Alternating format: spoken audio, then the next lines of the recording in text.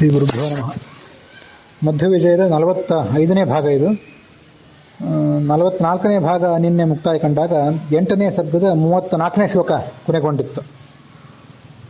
ನರನಾರಾಯಣ ಆಶ್ರಮದಲ್ಲಿ ನಾರಾಯಣನನ್ನು ನೋಡಿದಂಥ ಪೂರ್ಣಪ್ರಜ್ಞರು ಆತನ ಎಲ್ಲ ಅವತಾರಗಳನ್ನು ಕೂಡ ಮನಸ್ಸಿನಲ್ಲೇ ಸ್ತೋತ್ರ ಮಾಡಿದರು. ಒಂದೊಂದು ಪದ್ಯದಿಂದ ಎರಡೆರಡು ಅವತಾರಗಳನ್ನು, ಎರಡೂ ಅವತಾರದ ಕಥೆಗಳನ್ನು ವರ್ಣನೆ ಮಾಡುವಂಥ ಸಮಾನ ವಿಶೇಷಣಗಳನ್ನು ಒಳಗೊಂಡಂಥ ಶ್ಲೋಕಗಳು. ಅದನ್ನೆಲ್ಲ ನಾವು ನೋಡಿದ್ವಿ. 34ನೇ ಶ್ಲೋಕದ ತನಕ ಈ ರಾಮ ಮತ್ತು ಕೃಷ್ಣ ಇವರಿಬ್ಬರ ಅವತಾರಗಳನ್ನು ಒಟ್ಟಿಗೆ ವರ್ಣನೆ ಮಾಡಿದಂಥ ಕೆಲವು ಶ್ಲೋಕಗಳನ್ನು ನೋಡಿದೆವು. ಮುಂದೆ 35ನೇ ಅವತಾರದಲ್ಲಿ ಮಹಿದಾಸ ಮತ್ತು ಕಲ್ಕಿ ಇವರಿಬ್ಬರ ಅವತಾರಗಳನ್ನು ಕೂಡ ನಾವು ನೋಡ್ತೇವೆ. ಮಹಿದಾಸ ಪೂಜ್ಯ ಚರಣೋದ್ವಿಜಾದಭೂತ್ ವಿದಿತಾತ್ಸ ವಿಷ್ಣು ಯಶಸೋಮಲಾತ್ಮನಃ ಇಹಯೋ ದಧೆ ಜಗತಿ ಪಾಪ ಶಾಂತಯೇ ಬಹುಧಾ ಮಹೇತಿ ಮತಿ ದೀಪ್ತ ಗೋಸ್ಥಿತಂ. ಈ ಕಲ್ಕಿ ರೂಪದ ಭಗವಂತ ಆತ ಈ ವಿಷ್ಣು ಯಶಸ್ಸು ಅಂತ ಒಬ್ಬ ಬ್ರಾಹ್ಮಣ. ಆ ವಿಷ್ಣು ಯಶಸ್ಸು ಅನ್ನೋ ಹೆಸರಿನ ಬ್ರಾಹ್ಮಣನ ಮಗನಾಗಿ ಈ ಜಗತ್ತಿನಲ್ಲಿ ಜನಿಸ್ತಾನೆ. ಆತ ಬ್ರಹ್ಮಾದಿ ದೇವತೆಗಳಿಂದಲೂ ಕೂಡ ಪೂಜಿತನಾದವನು.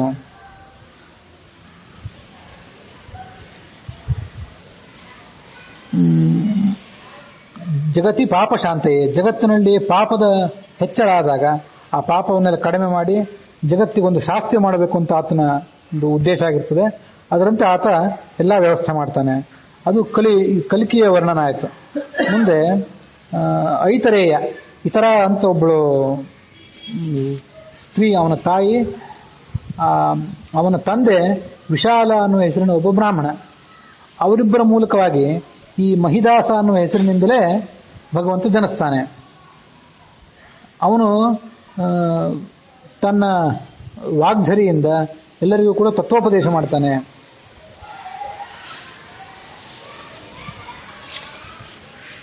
ಬಹುಧಾಮ ಹೇತಿಮತ ದೀಪ್ತ ಗೋಸ್ಥಿತಿಂ ಸುತಪೋ ರುಚೇರ ಯಮಪಾಪಕರ್ದಮಾತ್ ನನುಮಾನವೀತನ ಯತಾಮುಪೇಯಿವಾನ್ ಸಮಯೇನ ಭೂರಿ ನಿಜ ಭಕ್ತಿಪೂರಿತಾನ್ ಸಮಜೀಜನತ್ಸು ಮನಸಸ್ಸ ವೇದರಾಟ್. ಮುಂದೆ ಈ ಪದ್ಯದಲ್ಲಿ ಯಜ್ಞ ಮತ್ತು ಕಪಿಲ ಇವೆರಡೂ ರೂಪಗಳನ್ನು ಕೂಡ ವರ್ಣನೆ ಮಾಡ್ತಾರೆ ಕವಿಗಳು. ಅದರಲ್ಲಿ ಯಜ್ಞನ ವರ್ಣನೆ ಮೊದಲು. ರುಚಿ ಪ್ರಜಾಪತಿ ಅಂತ ಒಬ್ಬ ಪ್ರಜಾಪತಿ, ಅವನ ಪತ್ನಿ ಆಕೂತಿ ಅಂತ, ಅವಳಲ್ಲಿ ಈತ ಯಜ್ಞ ರೂಪಿಯಾದ ಯಜ್ಞ ಅನ್ನೋ ಹೆಸರಿನ ಭಗವಂತ ಹುಟ್ಟಿದ. ಮುಂದೆ ಕಪಿಲದ ವರ್ಣನೆ ಹೇಗೆ ಅಂತಂದ್ರೆ, ಕರ್ದಮ ಪ್ರಜಾಪತಿಯ ಮೂಲಕ ಅವನು ದೇವಹೂತಿಯಲ್ಲಿ ಹುಟ್ಟಿದ. ಅವರಿಬ್ಬರೂ ಕೂಡ ಮನುವಿನ ಮಕ್ಕಳೇ, ಸ್ವಯಂಭೂ ಮನುವಿನ ಮಕ್ಕಳೇ ಆಗಿದ್ರು. ಸುತಪೋ ರುಚೇಹೆ ಅಯಂ ಅಪಾಪ ಕರ್ದಮಾತ್. ಒಂದ್ ಕಡೆ ಕರ್ದಮ ಅಂದ್ರೆ ಕರ್ದಮ ಪ್ರಜಾಪತಿ, ಮತ್ತೊಂದ್ ಕಡೆ ಅಪಾಪ ಕರ್ದಮ ಅಂತಂದ್ರೆ ಕರ್ದಮ ಅಂದ್ರೆ ಕೆಸರು, ಪಾಪದ ಯಾವುದೇ ಲೇಪವಿಲ್ಲದೆ ಇರುವಂಥ ರುಚಿ ಪ್ರಜಾಪತಿ. ರುಚಿ ಅಂತನ್ನೋದು ಒಂದ್ ಕಡೆ ಪ್ರಜಾಪತಿಯ ಹೆಸರು ಯಜ್ಞನಿಗೆ ಸಂಬಂಧಪಟ್ಟಂತೆ ನೋಡಿದರೆ, ಮತ್ತೊಂದು ಕಡೆ ಕರ್ದಮನಿಗೆ ವಿಶೇಷವಾಗಿ ವಿಚಾರ ಮಾಡಿದಾಗ ಕರ್ದಮರು ತಪಸ್ಸಿನಲ್ಲಿ ಆಸಕ್ತರಾದವರು, ರುಚಿ ಅಂದ್ರೆ ಆಸಕ್ತಿ ಅಂತ ಹೀಗೆ ಅದರ ವರ್ಣನೆ.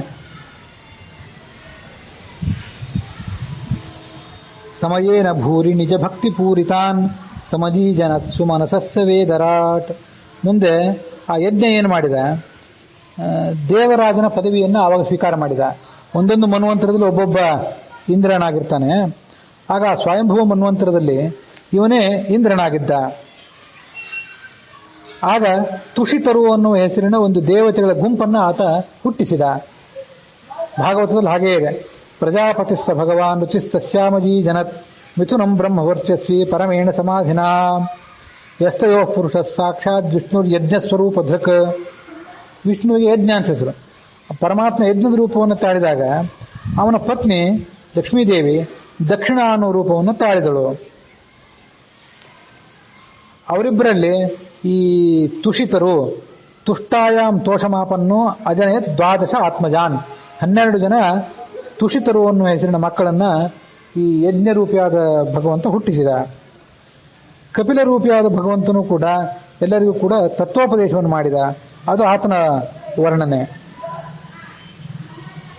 ಸುಬೃಹತ್ ಪ್ರಯೋಧರ ಮಿತಃ ಪ್ರಸಂಹತಿ ಪ್ರಕಟೀಭವತ್ ಪರಮ ಯೌವನಾಕೃತಿ ಅಸುರಾಹಿತಾಂಬರ ವಿಲಾಸಿನಿ ತನು ಪ್ರದದಾವಮುಷ್ಯ ಸುರರಾಶಯೇ ಸುಧಾಂ. ಇಲ್ಲಿ ಮುಂದೆ ಈ ಧನ್ವಂತರಿ ಮತ್ತೆ ಮೋಹಿನಿ ಈ ಎರಡೂ ರೂಪಗಳನ್ನು ಕೂಡ ವರ್ಣನೆ ಮಾಡ್ತಾರೆ ಒಂದೇ ಪದದಿಂದ.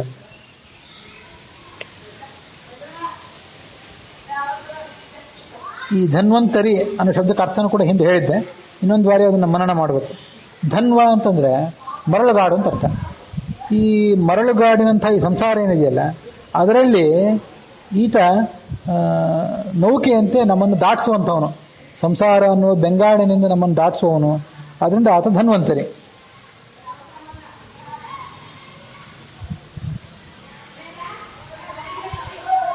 ಸುಬೃಹತ್ ಪಯೋಧರ ಮಿತಃ ಪ್ರಸಂಹತಿ ಪ್ರಕಟೀಭವತ್ ಪರಮ ಯೌವನಾಕೃತಿ.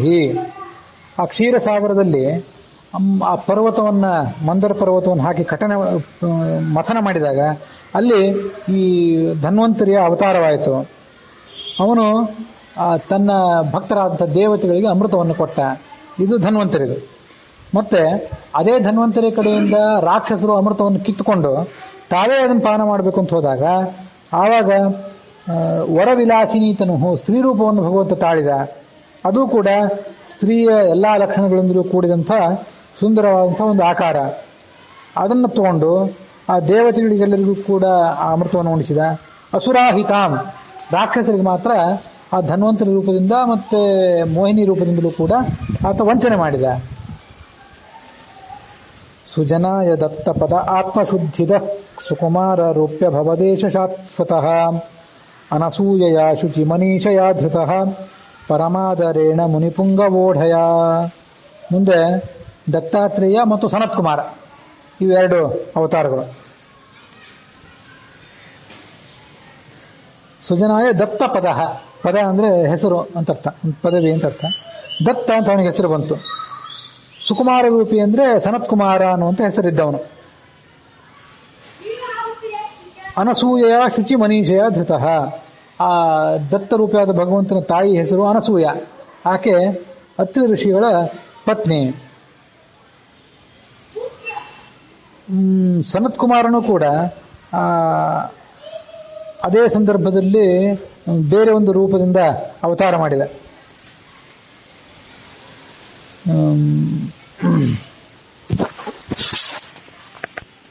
ಅನಸೂಯ ಶುಚಿ ಮನೀಷಯ ಧೃತಃ ಅಂತ ಏನಿದೆಯಲ್ಲ, ಅತ್ರಿ ದತ್ತನ ಅವತಾರಕ್ಕೆ ಸಂಬಂಧಪಟ್ಟಂತೆ ಅನಸೂಯ ಅಂದ್ರೆ ಆತನ ತಾಯಿ.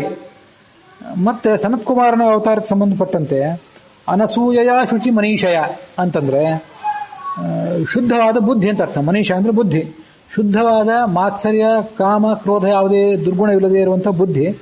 ಆ ಬುದ್ಧಿಗೆ ಮಾತ್ರ ಈ ಸನತ್ಕುಮಾರ ರೂಪಿಯಾದ ಭಗವಂತ ಗೋಚರನಾಗ್ತಾನೆ. ಹೀಗೆ ಅವೆರಡೂ ವಿಶೇಷಣವು ಕೂಡ ಅಲ್ಲಿಗೆ ಹೊಂದಾಣಿಕೆ ಆಗುವಂಥ ವಿಶೇಷಣ. ದಯಿತಃ ಸತಾಮೃಷಭಯೇಶ ಭೂಧರೋ ವಪುರುದ್ವಹನ್ ಪರಮಹಂಸ ಲಕ್ಷಣಂ ವ್ಯಹರದ್ವಲಕ್ಷ ತಮ ಪಕ್ಷ ಶೋಭನಂ ಪರತತ್ವಲೆತ್ಸು ಸನಕಾದಿ ವಂದಿತಃ. ಈ ಮುಂದಿನ ಪದ್ಯದಲ್ಲಿ ಋಷಭರೂಪಿ ಪರಮಾತ್ಮನ ವರ್ಣನೆ, ಹಾಗೆ ಹಂಸರೂಪದ ಪರಮಾತ್ಮನ ವರ್ಣನೆ, ಅವೆರಡೂ ಕೂಡ ಇಲ್ಲಿ ನಾವು ನೋಡ್ತೇವೆ. ಸತಾಂ ಋಷಭ, ಸಜ್ಜನರಿಗೆ ಈತ ಋಷಭ ಅನ್ನೋ ಹೆಸರಿನಿಂದ ಹುಟ್ಟಿದ. ಭೂಧರ, ಮೊದಲು ರಾಜನಾಗಿದ್ದ.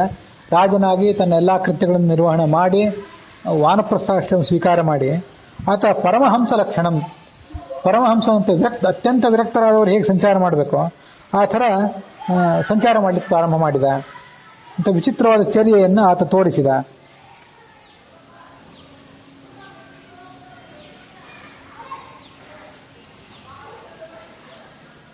ಈ ಹಂಸ ಅಂತ ಮತ್ತೊಂದು ಭಗವಂತನ ರೂಪ ಏನಿದೆಯಲ್ಲ ಅದು ಕೂಡ ಪರಮಹಂಸ ಲಕ್ಷಣಂ ವಲಕ್ಷತಮ ಪಕ್ಷ ಶೋಭನಂ. ಹಂಸಕ್ಕೆ ಶುದ್ಧವಾದಂತಹ ಬಿಳಿ ಬಣ್ಣದ ರೆಕ್ಕೆಗಳಿರ್ತವೆ, ಅದಕ್ಕಾಗಿ ವಲಕ್ಷ ಅಂತಂದ್ರೆ ಶುದ್ಧ, ಆ ಶುದ್ಧವಾದ ರೆಕ್ಕೆ ಉಳ್ಳವನು ಅಂತ ಅರ್ಥ.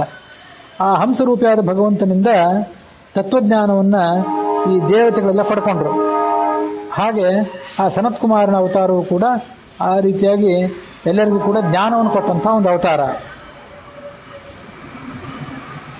ಉದಪಾದಿ ಧರ್ಮ ತನಯೋಶ್ಯಯಂ ಹರಿರ್ ನರದೇವ ಸೋದರ ಉದಾರ ವಿಕ್ರಮಃ ಅಪಿ ಕೃಷ್ಣ ಇತ್ಯಭಿಹಿತೋ ಮುದೇ ಸತಾಂ ಸ್ವಯಮೇವ ಯಸ್ಯ ಸಹಜೋ ವ್ಯಜಾಯತ. ಎಲ್ಲ ಅವತಾರಗಳನ್ನು ವರ್ಣನೆ ಮಾಡಿದ್ರು. ಆ ಎದುರಿಗೆ ಕಾಣಿಸುವಂತ ರೂಪ ಇದೆಯಲ್ಲ, ಅದು ನಾರಾಯಣ ಅನ್ನೋ ರೂಪ.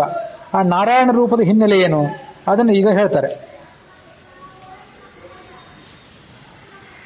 ಯಮಧರ್ಮನ ಮಕ್ಕಳಾಗಿ ಹರಿ, ಕೃಷ್ಣ, ನಾರಾಯಣ ಅನ್ನುವಂಥ 3 ರೂಪಗಳಿಂದ ಆತ ಹುಟ್ಟಿದ.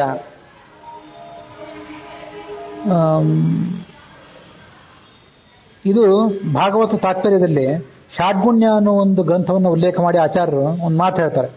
ನರೋ ನಾರಾಯಣಶ್ಚೈವ ಹರಿಕೃಷ್ಣಸ್ತಥೈವ ಚ ಚತ್ವಾರೋ ಧರ್ಮತನಯ ಹರಿರೇವ ತ್ರಯೋಮತಃ. ಒಟ್ಟು ಧರ್ಮರಾಜನಿಗೆ ಒಟ್ಟು 4 ಜನ ಮಕ್ಕಳು ಹುಟ್ಟಿದ್ರು. ಆ 4 ಜನರು ಯಾರ್ಯಾರು? ನರ, ನಾರಾಯಣ ಮತ್ತೆ ಹರಿಕೃಷ್ಣ. ಹೀಗೆ 4 ಅವತಾರಗಳು. ಅದರಲ್ಲಿ ನಾರಾಯಣ, ಹರಿಕೃಷ್ಣ ಇವೆಲ್ಲವೂ ಕೂಡ ಸ್ವಯಂ ಭಗವಂತನೇ. ನರ ಮಾತ್ರ ಶೇಷ. ಆ ಶೇಷನೇ ನರನಾಗಿ ಹುಟ್ಟಿದ್ದ. ಅನಂತೋ ನರನಾಮಾತ್ರ ತಸ್ಮಿಂಸು ನರನಾಮವಾನ್ ವಿಶೇಷೇಣ ಸ್ವಯಂ ವಿಷ್ಣು. ನರ ಅಂದ್ರೆ ಶೇಷ. ಆ ಶೇಷನಲ್ಲಿಯೂ ಕೂಡ ನರ ಅನ್ನೋ ಹೆಸರಿನಿಂದ ಭಗವಂತನೇ ಇದ್ದಾನೆ. ಇದೊಂದು ವೈಶಿಷ್ಟ್ಯ. ಆ ನರರೂಪಿಯಾದ ಶೇಷ ಏನಿದ್ದಲ್ಲ, ಅವನ ಆವೇಶವೇ ಈ ಅರ್ಜುನನಲ್ಲಿ. ಆದ್ರಿಂದ ನರನಾರಾಯಣರಿಬ್ಬರು ಕೂಡ ಕೃಷ್ಣಾರ್ಜುನರಾಗಿ ಹುಟ್ಟಿದ್ರು ಅಂತ ಶಾಸ್ತ್ರ ವರ್ಣನೆ ಮಾಡ್ತದೆ. ಅದರ ಉದ್ದೇಶ ಅದು.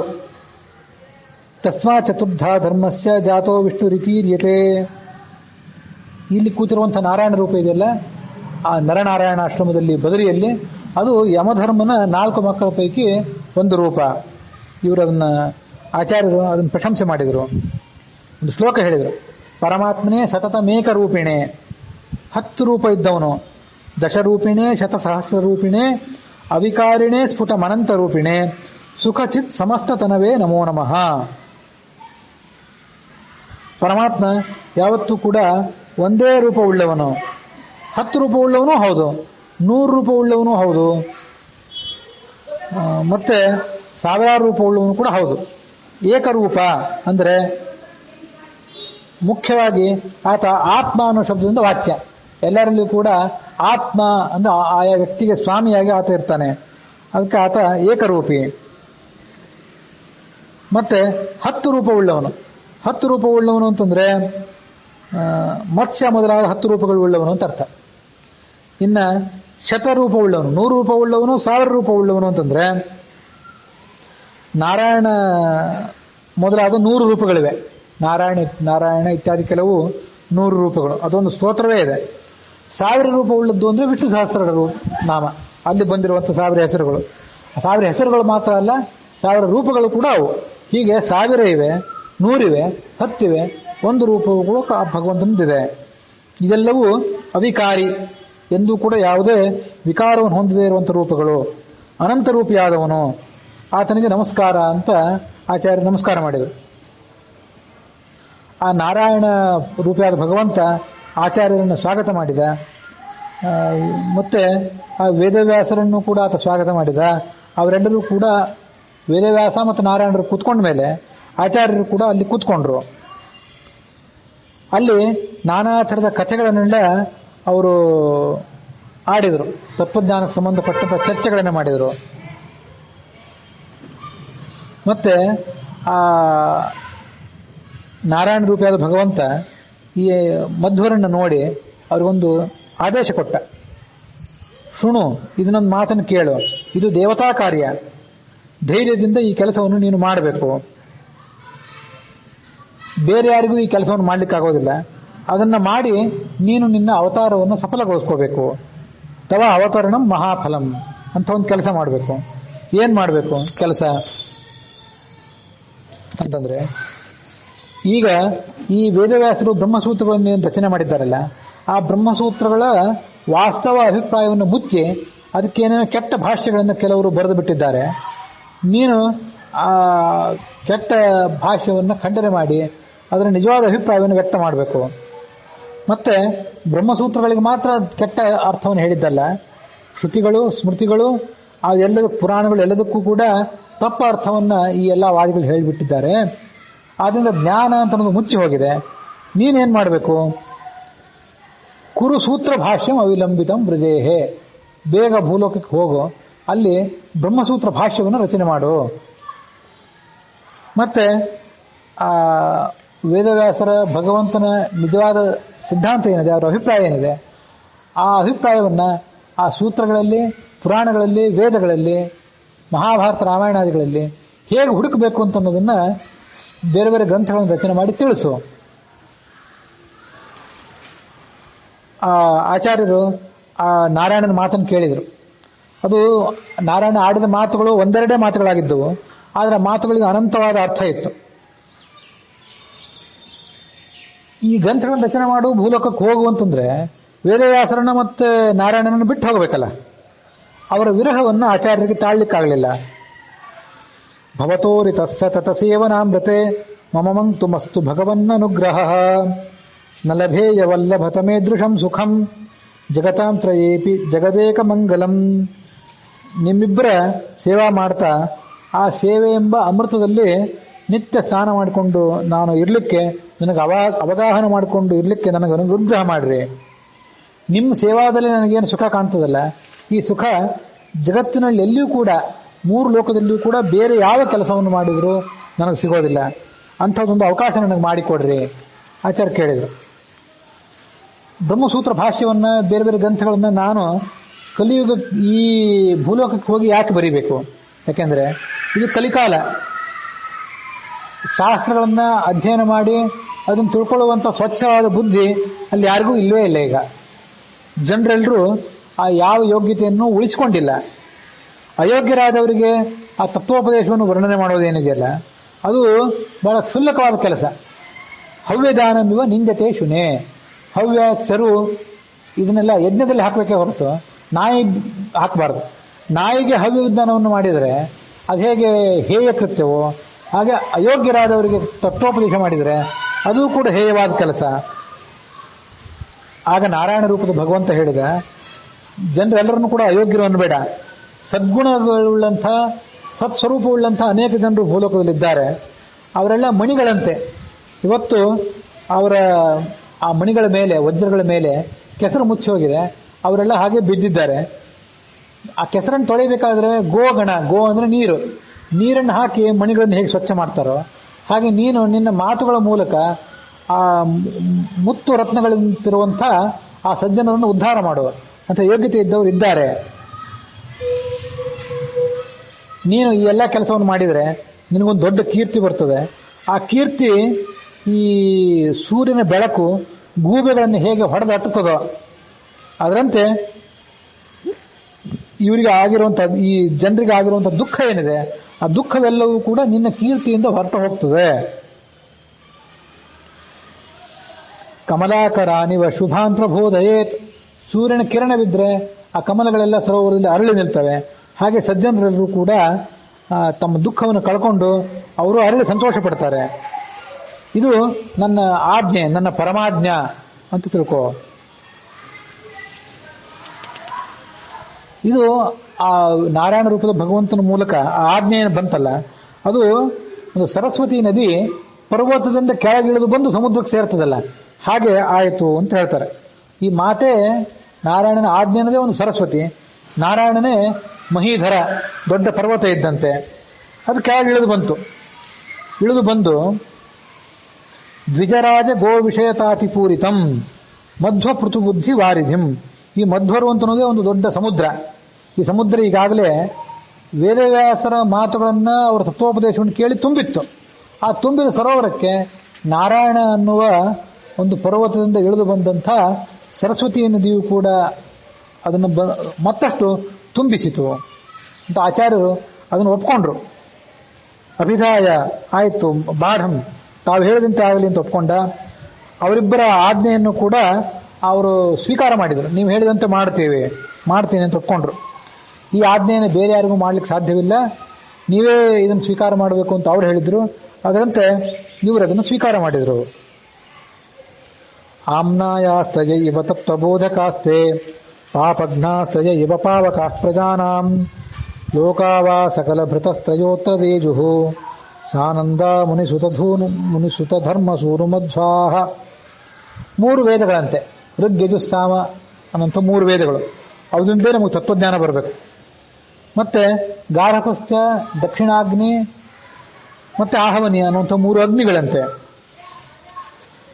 ಕೆಳಲೋಕ, ಭೂಲೋಕ ಮತ್ತೆ ಮೇಲಿನ ಲೋಕ, ಈ 3 ಲೋಕಗಳಂತೆ.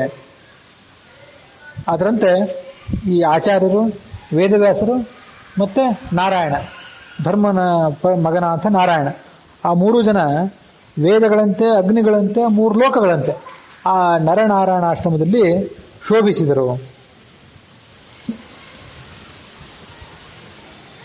ಇದು ಮಂಜುಭಾಷಿಣಿ ಅನ್ನುವಂಥ ಒಂದು ವೃತ್ತ. ಪ್ರಹರ್ಷಿಣಿ ಅನ್ನೋ ವೃತ್ತ ಈ 54ನೇ ಶ್ಲೋಕದ್ದು. 53ನೇ ಶ್ಲೋಕದ್ದು ಮಂಜುಭಾಷಿಣಿ ವೃತ್ತ. ಇದು ಶ್ರೀಮತ್ ಕವಿಕುಲ ತಿಲಕ ತ್ರಿವಿಕ್ರಮ ಪಂಡಿತಾಚಾರ್ಯ ಸುತ ನಾರಾಯಣ ಪಂಡಿತಾಚಾರ್ಯ ವಿರಚಿತೆ ಮಧ್ವವಿಜಯೇ ಮಹಾಕಾವ್ಯೆ ಆನಂದಾಂಕೆ 8ಮ ಸರ್ಗ. 8ನೇ ಸರ್ಗ ಇಲ್ಲಿಗೆ ಸಮಾಪ್ತಿಯನ್ನು ಕಂಡಿದೆ.